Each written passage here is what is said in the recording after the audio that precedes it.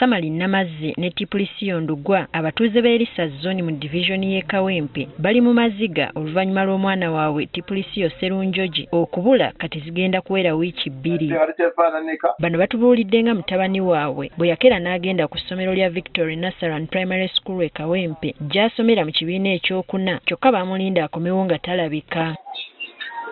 Okutuuka ku ssomero abasomesa kwe kubagamba nga bwe bataamulabako olunaku olwo. Tetugamba mwana atadda ku ssomero ali ku ki kusalawo munno n'agenda ku ssomero alabe kwaki omwana akyali ku ssomero akyakola omwaka nga takomawo.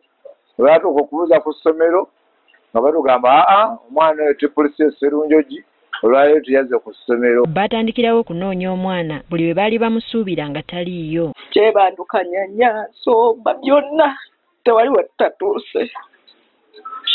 Tutambudde emisana n'ekiro tunoonyeza omwana akyabuze.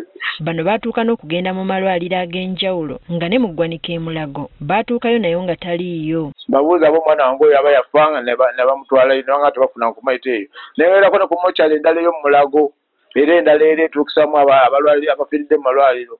Ne nteekayo ekifaananyi ne nsobola okuba nga mbuuza ku mwana wange ne bagamba tebamufunanko. Ne ngendako ne Kazolite e Mulago watuukira abalwadde. Ne ku nguudo mu kiro eza Kampala zonna baazirambudde okulaba oba bayinza okulaba omwana waabwe naye nga buteerere. Tugezezaako bonna abo abaana batabaala ekiro kyonna nga tweyambisa abaana basula ku sitiiti. Tugezeeko baliwo abasula ku Kaleerwawo bayitawo bamugumya ku fulaati. Tugezezaako ewandegeya wali abasula ku muzikiti awo nga tubabikula tugezaako okubabuuzabuuza nga tebamulaba. Ekyennaku nti Sserunjogi tabadde na mikwano gy'oyinza kugamba nti basobola okugyesigamako babeereko kye bazuula. Oyo abadde tatambulatambula nti aba alina emikwano egiri awo.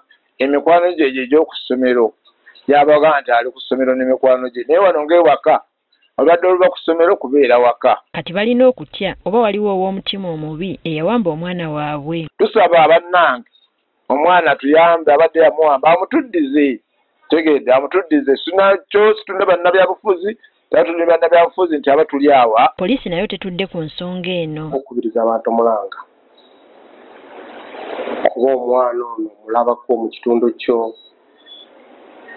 oba bamulabako oba omanyi gyali kati bale tukusaba mu buwombefu otutuukirire nga poliisi mutuwa amawulire ago obukyama. Genda ku poliisi awali kumpi naawe oba watuukirira LC1 chairman oba owakakiiko kona. Kati basaba omuntu yenna alabye ku mwana ono okubayamba. Yabula ayambadde yunifoomu alina ebitabo birika amannya g'essomero n'ennamba z'essomero gy'asomera.